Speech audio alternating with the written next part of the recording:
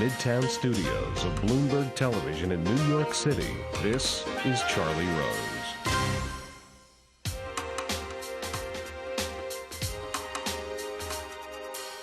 Welcome to the broadcast tonight, a conversation with Jay Leno.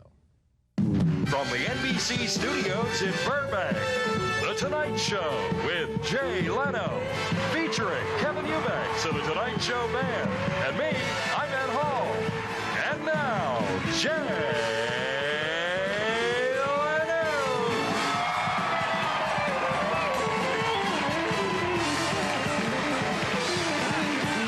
It has been a long road since Jay Leno's first nervous appearance on The Tonight Show in 1977. Since then, he has been at the bottom and the top and everywhere in between. Currently, he is at the top. The Tonight Show with Jay Leno is #1 in the ratings nearly every night. You wouldn't take me when I was in the middle of the bottom, only the top. That says more about you, Charlie Rose, than it does about me. Last month, he taped his 1,000th show. In his new book, Leading with My Chin, he tells the story of the early days playing strip clubs, study halls, and retirement homes. He honed the skills that would get him to the holy grail of comedy. Thank you, sir, for coming. Thank you, thank you. The two things I remind you of, one is about our little measly set here. Yeah. You once joked about that on your set when we said that we were going to take over the production of the show so we could make it cheaper and less expensive. And yeah, it said you were cutting expenses, and I said to the audience, and they knew the show, I said, how do you cut expenses on the Charlie Roach? Is he just Charlie now? Do you get rid of the... It's a cheap table, and it's an IKEA table and two non-matching chairs. I mean, how do you cut expenses on this program? Lose the tie? Well, what do you do? I don't know. You do it naked or something. Yeah, something like that. That's right. The other time you did a magazine interview, I think LA Magazine. Yeah. And they were talking about interviewing. They said, why are you talking about this? If you want to see an interview show, go watch Charlie Rose. This is not an interview show I'm doing, folks. It's amazing to me. You just comb the media looking for references to your name. Yes, we did. All right, welcome to the program. Well, thank you. Thank you. Nice to be here. Pleasure.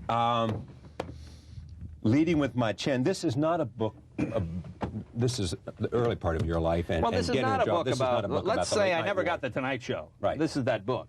It's a book about starting out in comedy in the early days and kind of how you get from Hollywood, from a small town Andover, Massachusetts, to Hollywood. It's not about. You know, it's interesting because the book reviewers that have reviewed the book have given it great reviews, and it's #1 in L.A. New York Times. And I know it is New York Times, #1, at least it opened today, #1. It's gotten great reviews. TV editors tend to go, hey, where's the stuff about Jay and Dave? But the book ends long before we even get to that point. So I don't want people to think it's my take on some late-night battle, you know. Will you do that book at some other time? I don't know. I don't think so. I don't have anything particularly... I know Entertainment Tonight got mad at me for not trashing people. I said, well, how can you get mad for something that's not in the book?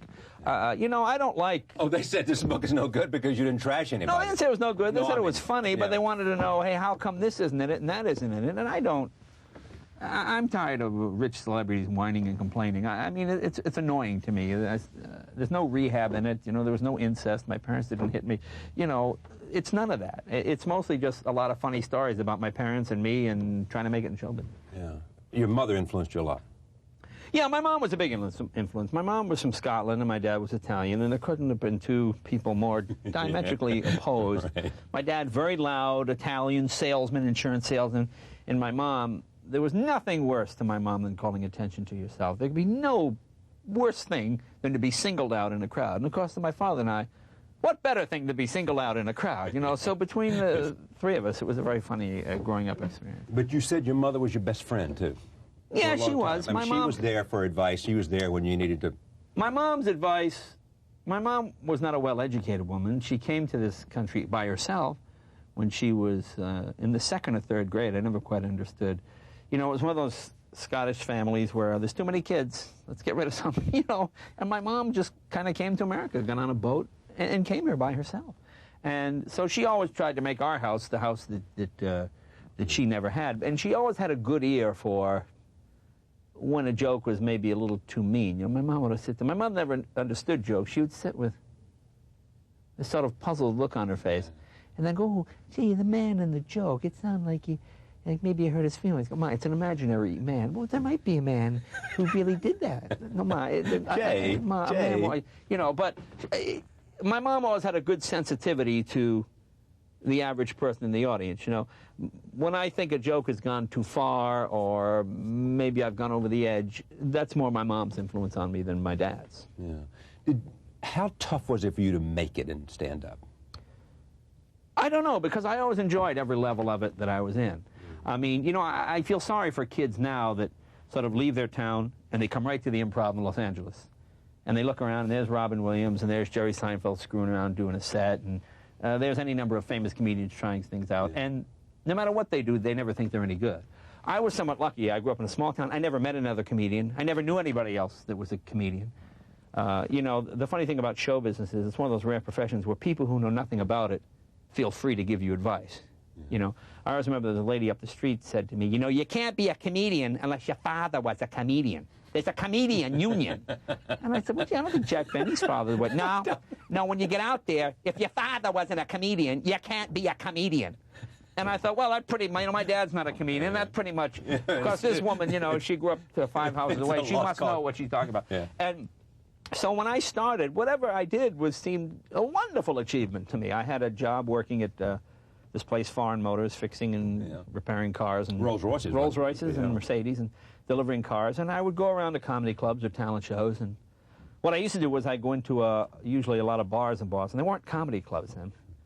And I would put a $50 bill on the bar and say to the guy, can I tell some jokes? And if the people leave, keep the 50. And if I do good, give me my money back. And most people were pretty good. Either they'd say, no, get out of here. Or they'd say, yeah, okay, go ahead, kid, tell some jokes. And once in a while they'd say, yeah, why don't you come back on Saturday? We got a good crowd. We'll make a little stage here. Pass the hat. And so I did that for a while. And that was okay. I mean, doing it now would seem like a horrible experience. But at the time, I'm in show business. You know, it was fun. I worked a lot of strip joints. Yeah, tell me the story of the woman you went in, wanted to have the smitten with you. What was her name? Well, I was very naive. I was 19 years old, and I was working this strip joint. And one of the strippers comes over and says, I think Silver Moon likes you. I said, oh, really? You know, I'm thinking, well, I want to be a gentleman here. So I go over to her door, and I knock on the door, and the girl, who's maybe 20, 23, answers the door completely naked. Yeah. And I sit down on her couch, and she goes like this.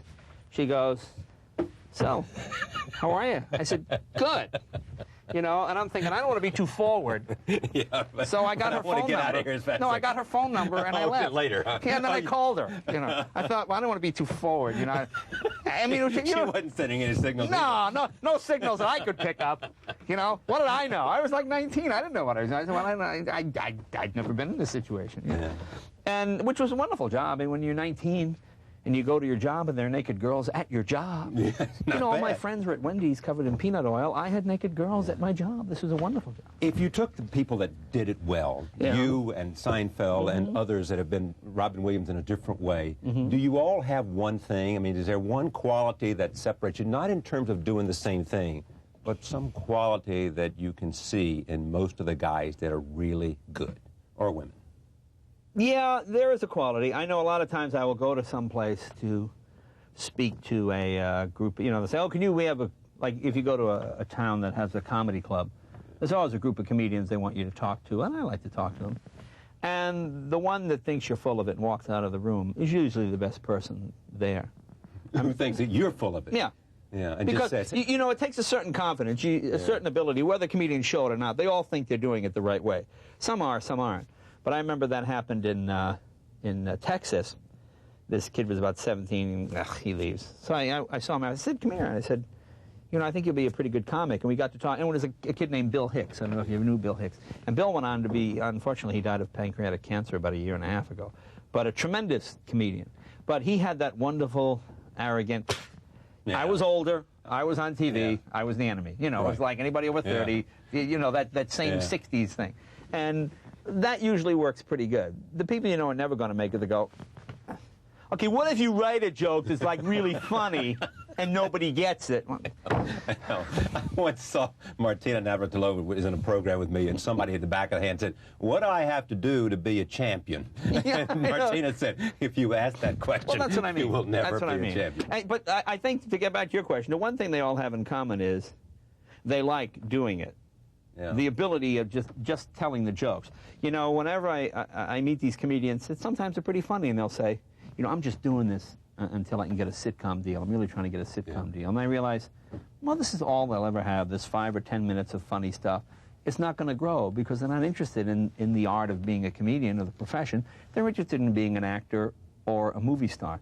I mean, most comics I know, like Jerry Seinfeld and those guys, they like the work. The work itself is satisfying. Then going out and doing the work is also satisfying. Yeah. For a lot of comedians, the only part of it they like is the joke-telling part, regardless of where the jokes come from. The good ones like to sit, like to come up with the concept, like to work it through, like to see it die a few times until they find those elements that make it whole. You know? Yeah, at the essence, that's what you are, a comic that wants to be doing stand-up. Yeah, I'm a comedian that has a talk show. I'm not a broadcaster that's funny. That's the way I look at it. Yeah, and Seinfeld has said that if he wasn't doing the show, he would rather be on the road than anywhere else. I mean, Jerry and I used to laugh years ago, and you know, about taking a vacation to Europe. Why would you want to go to Europe when you could do your act? You know, I mean, what's more fun than having 1,000 people go? Oh, hey, you're great. That was really wonderful. Well, thank you. Thank you. Yeah. The art of finding what it is that you do that's funny. How do you do that? I mean, how did that happen for you? The kinds of jokes you'll tell. Well, it's a matter of tuning your ear. Again, when you grow up in a sort of diverse, as I said, my mother was from Scotland, my father was Italian. And there were different phrases that each side of the family had that were not funny in themselves, but were funny because they were odd. My mother never swore. She would go, "Oh, your father's mustache!" You know, which... And then she'd go, "Oh," you know, as if that was some horrible thing. Or a coo with another snoot. Have you ever heard that? No. That's a Scotch expression. Well, that's a coo with another snoot. Yeah. And my father go, "What the hell is that? You're confusing the boy." You know, and I would be in the middle of this. And diverse culture is always funny to me. You know, when we would go to like a function, a family function, my father's side of the family, the Italian side, would always make much more food than you could possibly, hundreds of meatballs for like a dozen people, lots of spaghetti. And my mother's side would always go, "Look at the waste, Jamie, the wasted food, it's a shame." And then, what the hell's the matter with your Aunt Nettie there? What the hell just stuck up? And it was just funny. I would go to the Italian side, there would be tons of food. When I would go to my Aunt Nettie's house, she would say, would you like a scone and a glass of Coca-Cola, Jamie? And she would keep Coca-Cola in the cupboard because it cost money to refrigerate. I never understood that. And she would open it, and you know, it'd pop, and all the fizz would be gone. And I'd have a warm Coke and a stale biscuit, you know, and then I'd go to the Italian side. Oh, and there'd be a 5-gallon pot filled with marinara sauce. Yes. And I mean, those kind of things. It was always fun as a kid to sit in the middle and watch each side make fun of the other side. It just jumps out at you. Yeah, it was a wonderful family, but each side, you know, they pulled me aside and go, "You know, Jay, your Scotch relatives." And the Scotch side could never get my father's name. My father's name was Angelo, but they always said, "You know, your father Angus." Your father Angus, as if, you know, it was just odd. It was just odd.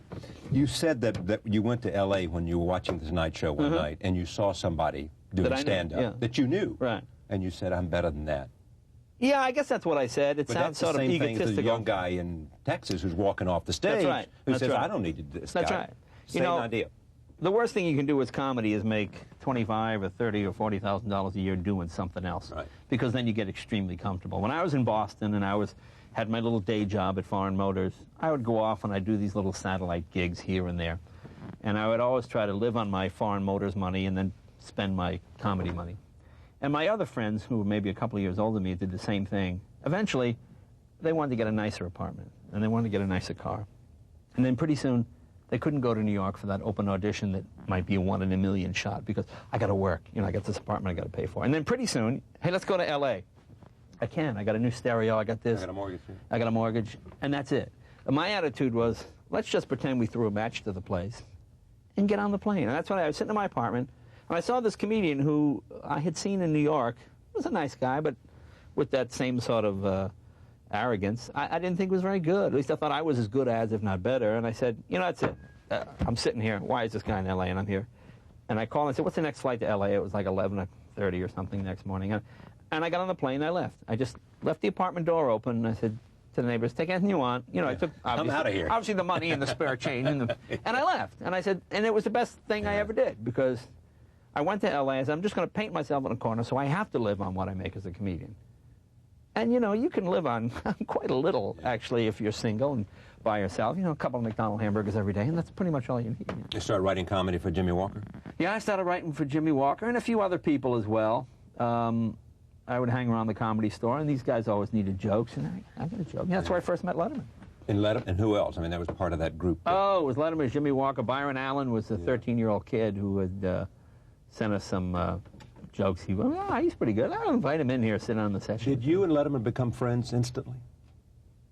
Well, you know, it's interesting. You have professional relationships. Yeah. The first time I saw him, I thought he was extremely funny. Didn't quite have the performing skills, but he was a great wordsmith, if there's such a word. I mean, he knew how to coin an interesting phrase. You know, I don't particularly like blue comedy or comedy that's dirty, not because it's dirty, but because for me it's primarily uncreative. You know, to call somebody a four-letter word, I know what that means. To form some sort of word picture, you know, syphilitic clowns standing like druids into something. I mean, I like those kind of phrases where I conjure up something in my mind. And Letterman never used obscenity. He always had a way of coining a phrase that was a bit ironic, you know, almost English-type humor like John Cleese something. And I remember, what was a bit I saw him do? Something about some editorial about we're opposed to using orphans as yardage markers and driving ranges or something. I thought, oh, that's a funny picture. And I went up and introduced myself, and we became friends. We both started working with Jimmy Walker. We weren't friends in the sense that we hung out. You didn't hang out together. No, but you'd see each other most around. comics didn't hang out. You all went to the same place. You compared notes and where are the jobs, what's going on, and you know, and everybody swapped information. But you didn't really hang out. Now, was there pecking order at these places, where somebody was the king and everybody? Yeah, there was. Like in New York, when I started, the big guys were the senior classmen were Robert Klein, David Brenner, certainly. David had just done his Tonight Show, was playing Las Vegas and opening for Sonny and Cher, and he was the big guy. And whenever those comedians came in, everybody would sort of move down. So sometimes you wouldn't go on until, you know, 3 or 4 in the morning. I mean, there's a story in the book there about, I used to have to deliver, you know, in those days they didn't put cars on trucks. You would deliver the car to someone. The driver take the car out. And then tell the people, that's test mileage. We were testing the car. And when the car comes in with 1,200 miles, we want to make sure the car is perfect. You know, people always bought that scam. Right. So anyway, we had this guy that was buying a new Rolls-Royce convertible. This was 1971. How much do you think a Rolls-Royce convertible was in 1971? 1971, yeah. Probably $65,000. No, $29,500. 61? 71. 71. I'm sorry, 71. Yeah. That was the top of the line. Mercedes used to run an ad. Why would anyone pay $10,000 for a four-door sedan? I mean, that shows you. Yeah. Now, what's a Rolls-Royce cost today, a four-door sedan? 200. Yeah. So I figured 10 times. So anyway, I delivered this Rolls-Royce to this guy who was, I realize now, was somewhat nefarious, and he paid me in cash, gave me $29,500 in a paper bag. Right. I said, well, thank you, and signed the thing, and I then went down with my money, got on a bus, went to Paramus, and picked up another Rolls-Royce to drive back. And being the idiot I was, I figured, let me stop off at the Improv and do a set. So I drive this thing down to Hell's Kitchen, you know, and I parked this stupid Rolls-Royce in the middle of Hell's Kitchen on 44th and 9th. It's the only Rolls in the yard. And I got my bag, and people would say, oh, it's my lunch, you know. So I got all my jokes ready, and I kind of wait around a little bit, you know, see if Bud Friedman will put me on, you know. I'm waiting and waiting. Yeah, it's a little after 1 o'clock, 1:30, it slows down. He goes, hey, you want to go on and do 10 minutes? I said, okay. So I get up there, and I take my tape recorder, and I put it on top of the piano, and I do my little joke. Hi, everybody. And for whatever reason, I'm killing. I'm dying. I'm getting huge laughs, and boom, and now I'm working the room. That high. I'm incredibly high. Oh, this is great. Thank you. Good night. You've been great. Thank you. And I grab my tape recorder, you know, I get in the Rolls room, and I go, oh, this is great. And I'm playing my tape like this, you know, driving up the West Side Highway. And I get through the Greenwich toll booth, you know, and the guy goes, okay, 50 cents, okay. And I go, I said, and I look around, and I don't have the bag with the $29,500. And I go, where's the bag? I'm like, and I realized, you know, when I left it on the piano at the Improv, I just put it up there, you know. I said, oh, my God. And I turn around, you know, I drive back to New York. And I get there about, I don't know, a little before 4 o'clock in the morning. And I pull up the Improv, and I go, and I walk in. There are now 8 people, you know, the drunk sitting there, and this girl on stage, tomorrow, singing some song, you know. And I see my bag sitting there, you know. So I sneak up behind her and go, excuse me, I left my lunch here. And I get the lunch, I look in. The money was still there. But I realized I would just be getting out of prison now. I would be getting out of prison now with no career, with nothing. I never would be lucky to be alive. But I would have Forget prison. What an idiot I was. It's so stupid. Is this where the love of cars came from when you were working in Boston around cars? No, I always loved cars, motorcycles, anything that moved. Yeah. The idea of doing two things at once, so like eating in a moving car. There's nothing greater. You know, when I was a kid, you know, just eating. I used to pull into the Rolls Royce and eating while moving. I don't know what I thought I was accomplishing, but I was doing two things at once. Yeah. So I always liked that thing of moving and doing something at the same time. How many cars do you have now? Well, my wife thinks there's 17, but there's about 33 or something. Yeah. And the one you like best?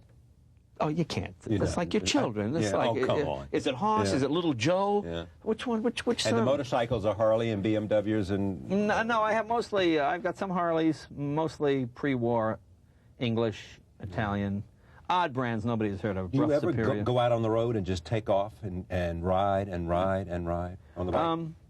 Can you do that Most anymore? of my stuff is so old. You ride and ride, break down, ride and ride. Yeah. Billy? Yeah, I'm on the 118 near Ronald Reagan Highway. Yeah. Okay, send the truck. And then you stand by Exactly. Yeah, but, you know, I drive pre-war. You know, I drive a 1906 Stanley Steamer to work sometimes, and you're on the freeway and you're shooting fire at people. Sorry! You know, no brakes. So, no, I have the type of vehicles people are physically amazed that you can get to the destination, not that you drive hundreds of miles. How'd you get the first break on The Tonight Show? Was it 1977? Yeah. I didn't, you know, again, I was fortunate in there was no one break. I had a series of sort of little breaks that led up to it. You know, there's nothing worse than a big break because very few people are prepared for it. I see a lot of times, like on The Tonight Show, you guys would get seen in New York, fly out to Los Angeles, you know, in some bad wool suit, you know, with the vest, and get out there and just have no idea, just that nervousness. I was fortunate. The first 50 times The Tonight Show saw me, they didn't like me and think I was ready. But I learned how to do it. I learned not to be nervous when that guy was in the room because he'd been in the room 49 other times. And said no. Yeah, and said no. You know, Johnny Carson gave me the best advice. He came in, Harvey Korman brought him in to see me and Andy Kaufman. Story. Yeah. And after the show, Johnny said, you're very funny, but you're not quite ready for the show. You know, you're not what we're looking for. But he gave me good advice. He said, you know, your jokes are good, but they're too far apart. What does that mean? Well, what it means is, you know, I went home and I studied Johnny's monologue for weeks. I'd sit there and watch it, and I realized he had 25 or 30 jokes in a place where I had 10.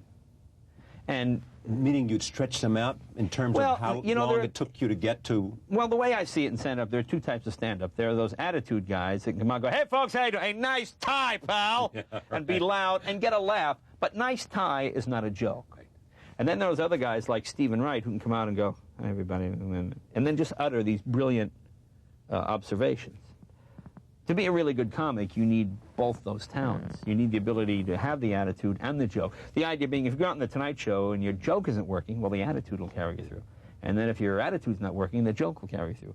But if you just have one of those, you can come off as a bit of a hack. And my thing was, I had the attitude. I didn't have that many jokes. I was good at the, yeah, great, yeah, I'll call you Friday, okay, buddy? Thank you. You know, and people would laugh. But there was no joke there. If you put it on paper, it wouldn't read funny. And that's when I realized, you know, oh, I see what I got to do. I mean, it was a wonderful learning experience. I mean, failure was really the greatest teacher, you know, that there is. Yeah. Steve Martin was hosting. Steve Martin was very helpful. He had seen me a number of times, and after that incident with Johnny, a couple of months went by, and then Steve finally said, hey, you know, have you seen Jay again? He's really good. And he put a word in, and that was a big help. You know, that's another great myth about show business, this horribly competitive backstabbing. But I've always found that other comedians will always get you more work than any agent or manager ever will, especially when you're starting out. As I said, when I started out, Brenner, Klein, Rodney Dangerfield, you know, they would say, hey, you know, there's a club in Jersey I used to work. I don't work there anymore because the guy doesn't pay me enough. But, you know, I'm going to call him and tell him about you. And then you would come up through the ranks, and consequently, I try to do that. You know, people call and say, hey, can you do this? And I go, how much is it? And I go, I know a guy might be good for that. And then I'll give it to Wayne Carter or another comedian who is coming up pretty funny.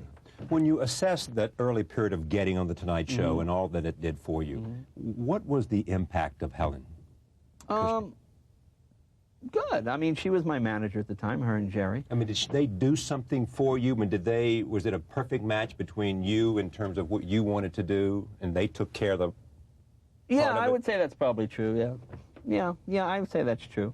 Helen's style was not my style, and I thought, well, maybe I needed that. Maybe I needed someone overly aggressive, because I was always, okay, sure, whatever it is, how much does it pay? Oh, come on. Well, yeah, I mean, I'm a performer. My natural inclination is to please. You know, I mean, one of the things I pride myself in is that I've never lost money for any promoter. It's like this book deal.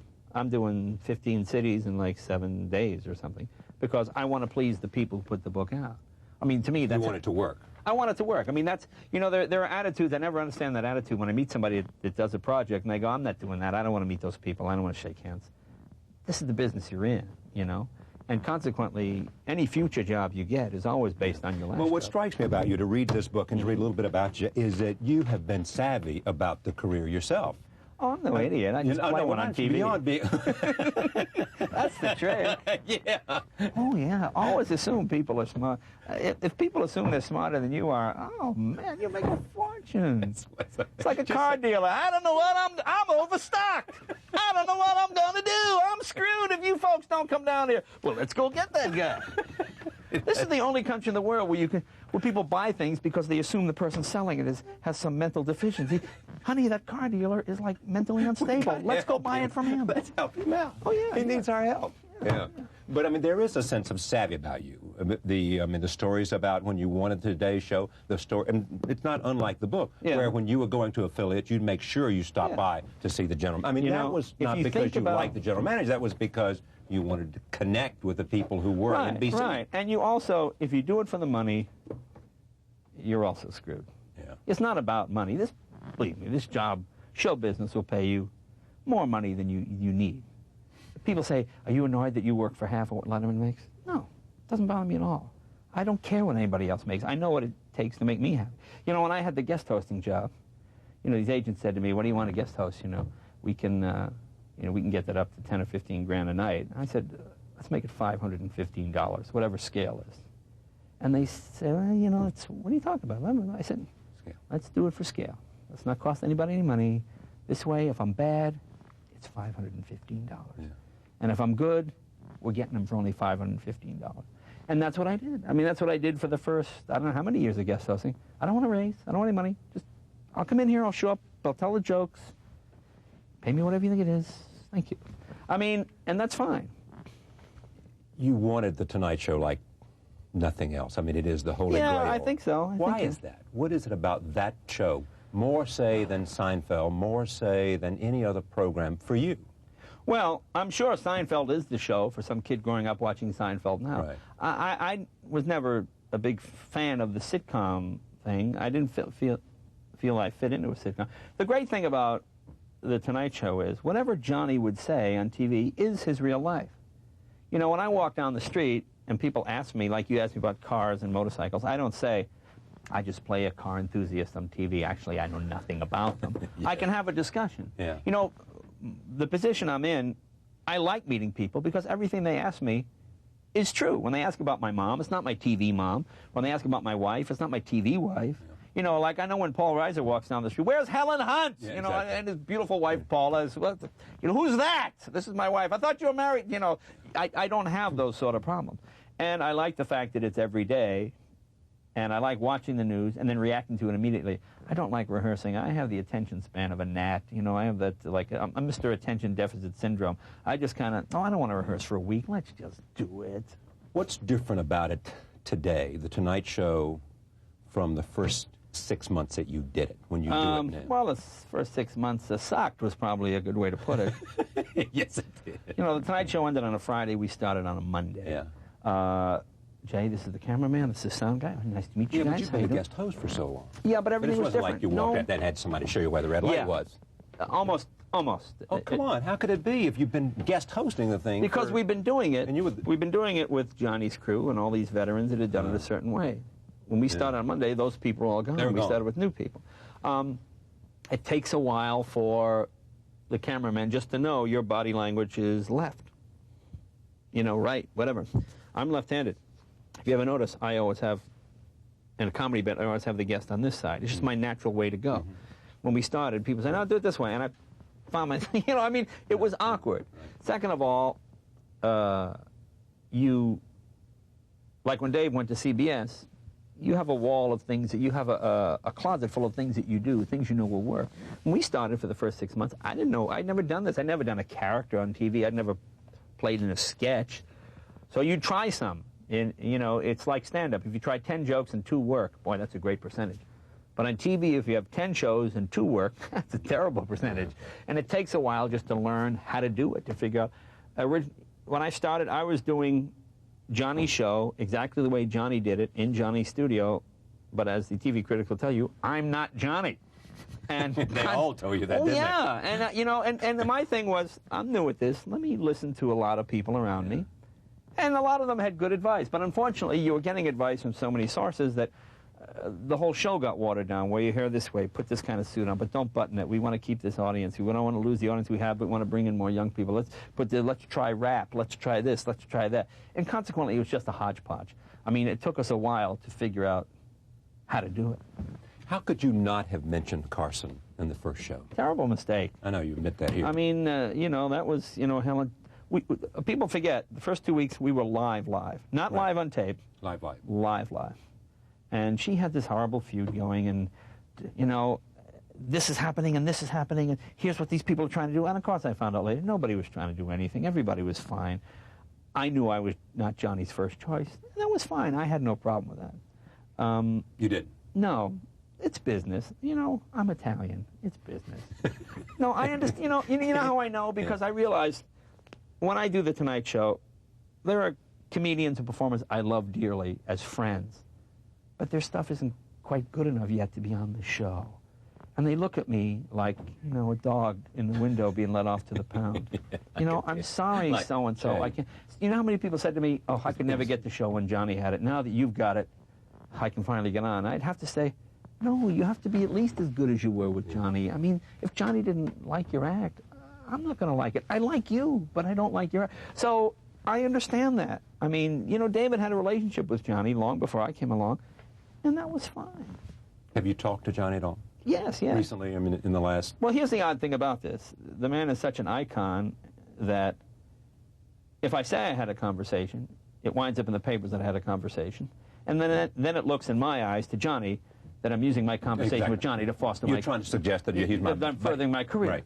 Right. He's always been very nice to me, extremely civil. When we call over and say, hey, we need a piece of tape from the old show. We have a guest on. We want to show their first appearance in 1979. Johnny owns those shows, not NBC.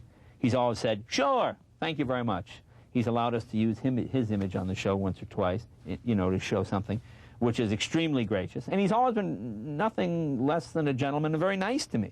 So I have no complaints. And, yeah, that was probably the worst day of my life, the day we didn't mention that. Did you know immediately that you should have done it? Yeah, I knew I should have, but I just had this, you know, Helen going batty in the corner, live. There's no edit. You're live. Batty in the corner, you can see her. You know, and well, it's a sad thing to say, but it's, I mean, she's gone now, and I don't, when I'm going to look, I'm slamming it, but I was the only client that stayed. I mean, I was there, every other client left, and most of them sued. I didn't because she had been through a lot, and I just kept hanging on, and I realized, oh, I'm making a bad mistake. This is just getting worse and worse. And then finally we just had to say, look, this isn't working, you know, and part company. And that's the way it wound up. Do you think she thought you were just going to sink without her? I don't know. I mean, she was so... You know, I never came from a family of people that yelled. My father never had a temper towards us kids. My father had a temper in terms of yelling at other people outside the family, but never in the family. And consequently, when Helen would just scream at things, to me it was always, all right, look, we'll figure this. And it was relentless. You know, like people always say, why didn't you go to the funeral? Right. I mean, I didn't go because in the interim I had both parents die. You know, if I had gotten one little note that said, I'm sorry to hear about your folks, but you know, Helen had to win every argument all the time, and usually did because, all right, I didn't grow up in a house where men fought with women. You know, it just, my father, all right, honey, whatever. I mean, they never yelled, they never screamed, and I didn't know how to deal with it. I mean, I take responsibility for it. You know, and at the funeral, I know Helen asked somebody to read this nasty thing about me. I said, well, who asked you to read a nasty thing at the funeral? But I said, all right, okay, that's fine. And that's why I didn't go, because, you know, with Helen, it was all or nothing. You were either with her 100% or against her 100%. You know, and she would tell me, oh, it's the male boys club and it's this and it's that. But it wasn't. I'd say, Helen, no, it's not. it's you. And screaming would start. Okay. I mean, it didn't, you know, when it ended, I think she got, what did I give her, $8 million or something? I mean, I've never talked about that part of it. I said, look, here, take all of this. Thank you for everything. But this doesn't work. But with her, it had to be, no, we're all quitting NBC. We're all walking out of here. I said, we can't all walk out of here. It doesn't make any sense at all. You're wrong. I'm not wrong. You're wrong. No. And I said, you know, I was getting letters from other acts saying, Jay, we know you. Why are you treating us like this? Why is your manager calling us, threatening us that if we do other shows? And I'd say, Helen, tell me.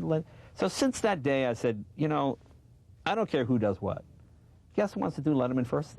Fine. Don't worry about it. And, you know, that's always been my way and my instinct. And I didn't go with my instinct, and it was a huge mistake.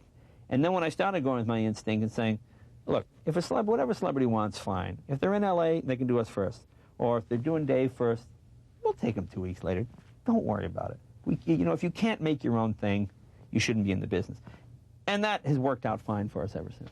During the time that Dave went to CBS and started, and you were getting just an outpouring of either criticism or Letterman is king, did you ever doubt yourself, or did you always know what you had and what you could... Well, there is I have a perverse pleasure in hitting rock bottom. I know you do. Yeah, I really I like nothing better than to be... Yeah, I mean, I did that in school. I got down to the point in school where, you know, my mother was called into the... I was working at McDonald's in high school. And I remember the guidance counselor said, Mr. Leno, your mom... The guidance counselor said, I've never said this before to any student. But you know, Mrs. Leno, education is not for everyone. You know, my mother was sitting there dumbfounded.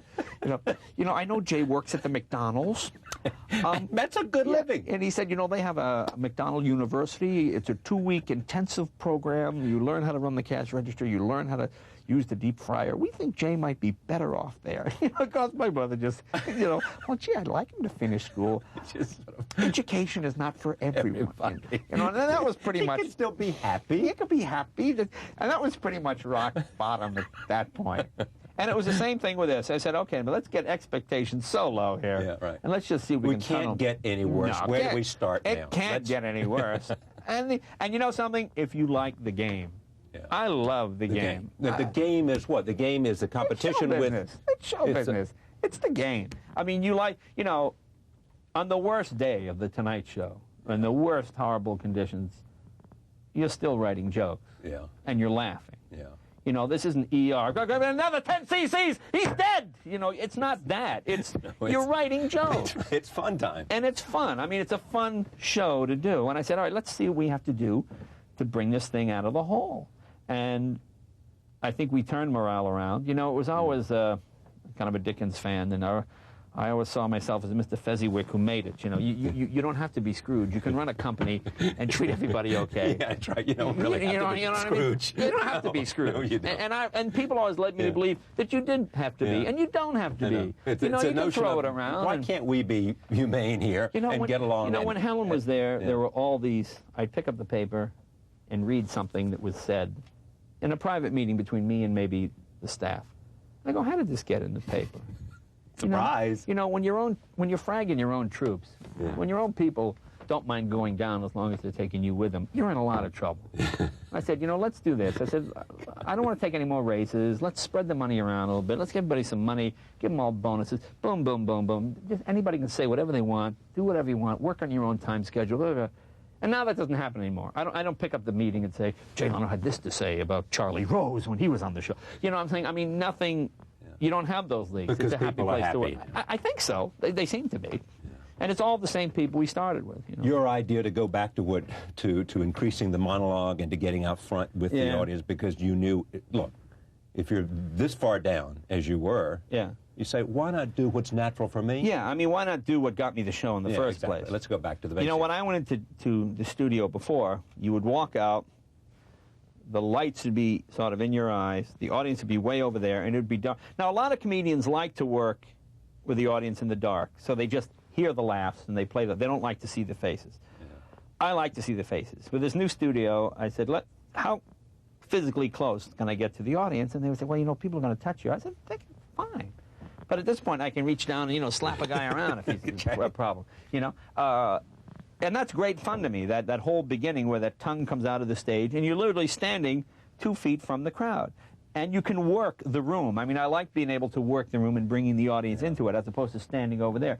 Neither one was right and wrong. I mean, it all depends how you like to work. I was working wrong. I was doing somebody else's show the way they did it. But that was you. I mean, was that came from you? It was not somebody that came up to you and said, you know what's wrong with the show today? You got to do this, and you got to do this, and you got to do this. You said, no, that was my instinct. As I remember it, I mean, I remember they brought in these, you know, these guys. Jay, we brought in some people to analyze the program. Here's what we think is wrong. Blue tie. They've had a couple of weeks' experience in comedy, and they're going to help you get and I realized, right. okay, let me figure out. But I'll listen to everybody. You'll be a nice guy about this. But. The competition with David now. Now, how do you feel about it? I mean, How do I feel about it? How? Well, in a sense, do you wish you could be on his show? Do you wish you could be friends? Do you wish it was that this professionalism stuff? Nothing funnier to me than to switch shows one night, to have an audience go. Wouldn't that be great? Well, it just doesn't happen. I mean, I think it would be hilarious. I think it would be fun. I think it'd almost be funny to have a funny feud like Jack Benny and Fred Allen. I mean, there's nothing funny to me to go, oh boy, this isn't much. What's Dave doing tonight? And then people switch over for a little bit or switch back. It just doesn't happen. You've got two big corporations with too much money riding on it. You know, I've always said this thing, and when we were getting our butt kicked, it was by less than a rating point. Now that we're winning, it's by less than a rating point. America's mentality is there's number 1, and number 2 might as well be number 40. Because I don't know why that is, but that seems to be the way it is. The reality of it is both shows are very good, both shows are extremely successful, and each has their core, and then there's this great unwashed majority that swings back and forth with the clicker. Now they seem to be on our side. Could that change in any minute? Maybe. I hope it doesn't. I will certainly work hard to keep it this way, but it could happen. Let me just talk about the monologue for a second. In a sense, sure, it's your show. Because those Charlie Rose jokes in there, yeah. Get more of the Charlie Rose jokes. You go home after doing the show, right? And you collect the writers about 9 o'clock or so. No. What I do is I go home with about 500 jokes, maybe a little more, or 500 pieces of material. Yeah. I go through it. Jimmy Brogan comes over about. Who's Jimmy Brogan? He's a chief writer or something. Jimmy's the guy you always see sitting there. He works with me in the monologue. He's not the head writer. Joe Maduris is head writer, and we then hammer out as much monologue as we can get. You and Jimmy? Yeah. Going through this stuff, hammering it down, what are the funny subjects, till 2 o'clock, maybe 3 o'clock. Mavis has long since gone to bed. Yeah, she's gone to bed this time. And then I'm usually at work by 8:30. That's pretty much what it is every day. And you start with about 500? Yeah, and you whittle it down to 25 to 30. That's about right. Now, of that 500, obviously, they're not all jokes. Some are... Idea. Did you see the story about this in the paper? Anything here? Question mark. Plenty of times, someone will give me a thing, I'll come up with the punchline. Sometimes a writer will give you the whole joke. Sometimes they'll be, I like this punchline, but this setup sounds really phony. Then you'll work on that. But that's essentially what you do it off cue cards? Yeah, cue cards. Yeah, cue cards. Yeah. The interesting thing about it for me in watching you is the amount of material that's playing off today's news and playing off of politics. Well, that's my thing. At the same time, in America, they say, hey, politics is boring. You know, nobody wants to hear about politics. Yet somehow... They don't hear about politics. They hear about sex, they hear about power, and they hear about money. Rarely do you We're hear... We're not talking policy here, are we? No, you're not. You're not talking politics at all. I remember I did a joke once that I was talking about, you know, William Raspberry? I think that's his name. For the Washington Post. Yeah, he's the guy that shot the guy in his backyard. Remember, he was very anti-gun. Right. And he shot a guy in his backyard. Right. And I remember Jimmy Swaggart. I remember doing a joke that if Raspberry had been caught with a hooker and Swaggart had shot a guy with a gun, they'd both be heroes today. And the audience looked at me like... You know, for example, here's an example of a political joke. It's really not a political joke. There's a joke about Dick Morris. It was my favorite joke from the Dick Morris thing. I said, this guy had been on the cover of Time magazine. He's on the cover of Time magazine. The same week, he's caught in a hotel room with a hooker on film, naked on all fours, barking like a dog. I said, he is probably the only man in history ever get hit on the nose with a rolled-up magazine that he's on the cover of. Bad doggy, bad dog. That's you. You're bad doggy. But that's not really a political joke. No, it's a sex joke. Yeah. And Americans don't like politics. Yeah, that's I mean, you right. get in there and you do a bill about how about Prop 109. Yeah. People don't know what they don't know what you're talking about. Yeah. So Americans really don't like politics. They know Perot's the rich guy. You know, I mean, I remember a joke we did one night. We said about it being a horse race. Perot's the nag. Dole's going to the glue factory, and Clinton's out to stud. It is a horse race, but that's what they know. Clinton's the sexy guy, Dole's the old guy, Perot's the rich guy, Buchanan's the cranky guy. But there's no politics. Yeah. There's not really politics. Is it still like it used to be with Carson? They used to say about Johnny that when he began to ridicule you as a politician, you were done. It was over. Well, Johnny's power base was much larger than either Dave or I, because he was the only guy doing it. And he had long tenure. Yeah, I mean, the impact of these late-night shows is not what it was when Johnny did it. I know Johnny's show was like Ed Sullivan's show. When you were on that show, everybody in America that was up saw you. Right. Now, I would say you probably have to do a half a dozen Lettermans or a half a dozen Lenos to get that same thing that people got from Johnny, because Johnny was the only show. And it was, you know, Johnny was getting 7, 8s, and 9s. When these days, a 5.5 is a big rating. Doesn't it? Yeah, that's, oh, you're king with a 5 something. You know, so that's really the main difference. So there is a little difference there. What else have you done other than expanding the monologue in terms of the location? We're out of the studio more. You're out of the studio more. For example, the first 6 months of the show, we do a 3-4 minute monologue and sometimes have 4 guests. And then you turn on the TV and you watch Entertainment Tonight or Access Hollywood or Extra, and you realize, here's your guest. It's on tomorrow night, telling their one of their 2 stories about their funny incident in Prague. And you go, that's the story they're telling on me tomorrow night. Yes, so you know, you That's have, happened to me. right, you have 2 things you can do. You can either push the guests further back in the show, let's get more comedy. I mean, it's almost like writing a half-hour sitcom every night, because you do the monologue with what we call drop-ins, various video pieces. That was another interesting point, that I used to do this long monologue, and people would say, you know, I listen to your monologue every night. And then I said to myself, you know, everyone's saying they listen to it. It's not radio. You're supposed to watch it. And I said, we sat down, I said, you know, we need to give people something to watch. So let's put some drop-ins in. Let's show Dole falling off the platform and put a funny capper on it. You know, let's say, folks, did you see this? Take a look at this piece of footage. Cut to something happening, then come back with a joke about it. So people had to watch the set. So that was one thing we did. So then you do the monologue, and then we have a first piece of comedy, which can be anywhere from 30 seconds to a minute or 2 minutes. Then you go to commercial, then you come back, then use your long comedy piece, which is, for the most part, involves something outside the studio, walking around, asking questions, whatever. Then you come back from that, and there's a very brief thing, and then the first guest, and that takes you to past 12 o'clock. All right. Take a look at this. Here's a clip from The Tonight Show with Jay Leno. For the first time ever in history, they used a split screen on the TV. You see, with Dole on the left, Clinton on the right. Looked like one of those ads for Just for Men hair coloring, didn't it? You know, oh, look at the older man. Now look at the younger man with the gray hair. Oh, look how... And you know what's interesting? They don't show you the subtle message. Put the split screen up. Now, this is what you saw. You see that down there? No, but see, blow that up for people so they can see. All promises made tonight expire midnight, election day, November 5th. See, that's the thing right there. That was part of it. And let me ask you something.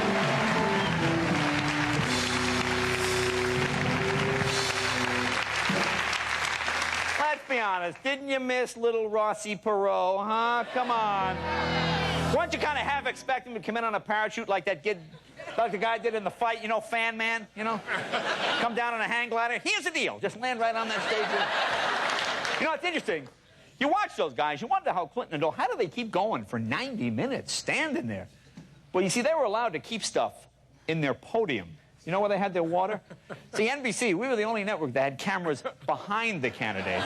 Well, here, let's show. Here they are talking. More and more pressure now you see, on the Castro there's Dole. Now, can we go behind Dole? Now, you see, he's got the Metamucil, he's got the Ensure, he's got the Centrum Silver.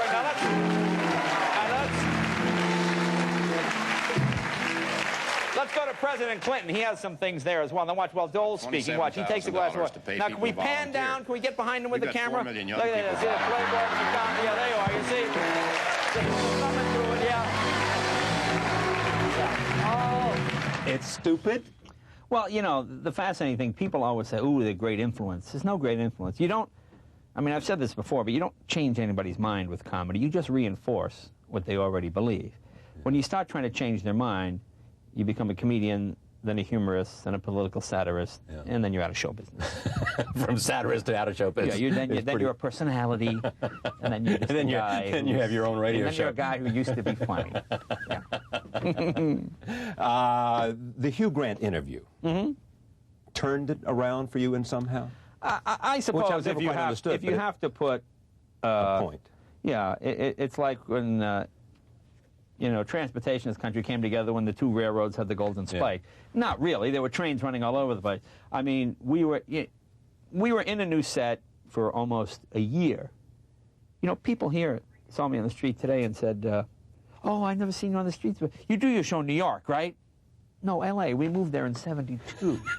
I mean, people aren't as interested in this as we are. I know. People come up to me and say, "I love that interview you did with so-and-so," and I said, that was 2 years ago. Yeah, they haven't seen the show for 2 years. But people get into viewing patterns, and I don't know if with the Hugh Grant thing turned it around so much as it just kicked people back over to the show. We said, look, we have Hugh Grant tonight. It's going to be a big show. Let's do one of the characters. I think we did a floating head thing, that Beyonder thing. Let's try and make the monologue as strong as we can. Let's put a good show on, essentially. So people came to Hugh Grant. They watched it. Hey, the next day people said, hey, you got a new set. For example, during the 2 weeks of the Olympics, rather than go on vacation, we did the 6-minute monologue every night in prime time. Right. And then people said to me, hey, wow, your show looks great, huh? We brought a lot of people to the fold who maybe were not there before. So I guess if you need to pick a time, the Hugh Grant interview was probably as good as any. You were taking a week off, or 2 weeks, to promote this book. No, a week. Just a week. That's my point. You really miss not being able to walk out tonight. Yeah, I love this show. I mean, Madonna had a baby. I'm sitting there going, oh, man. You know, I had great jokes about it, and they can't do anything. Give us just one. Well, I was thinking she had a baby, and she's pregnant again. I guess she figured, you know, I'm on the table with my legs up anyway. I might as well. But you miss it because nothing is more satisfying for you than saying something and having. Well, I tell you, I miss it because, you know, the whole Will Rogers thing, you're only as good as your last joke. And if you really think people will forget about you in 2 seconds. I mean, it's literally, that's what it is. Because when you leave, someone else will replace you, and then the brass band starts for them. So if you're not there, they just go somewhere else. The idea that they're going to miss you, they might for a little while. Is it then fear of competition, or the fact that it is just what you do and what you love to do, and you have no interest in going on somewhere for a vacation for 2 weeks? No, I have no interest in going anywhere for a vacation. No, it's the most ridiculous. You know, it comes from... And on the weekend, you do stand-up if you... Yeah, I'm usually on the road on the weekend.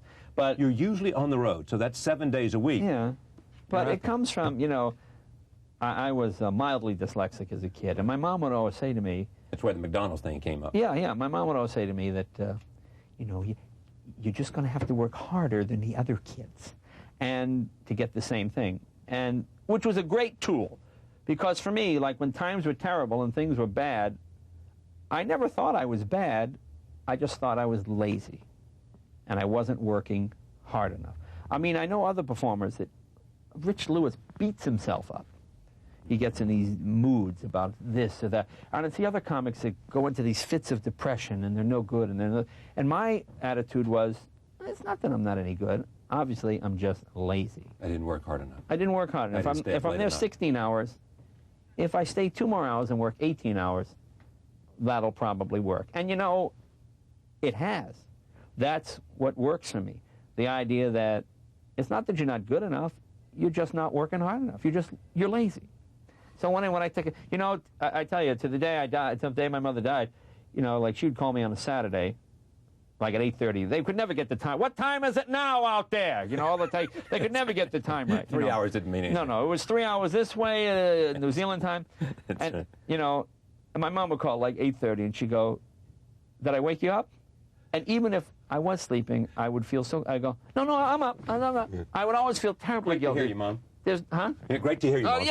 Yeah. There's nothing worse than sleeping in. It's the worst crime. Yeah. You know, I slept to 9 o'clock in the morning once, and I went, well, that's it. I'm a bum now. Yeah. You sleep 4 hours a night.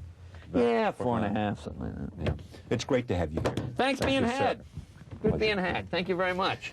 Jay Leno, Leading with My Chin. Thank you for joining us for this hour. We'll see you tomorrow night.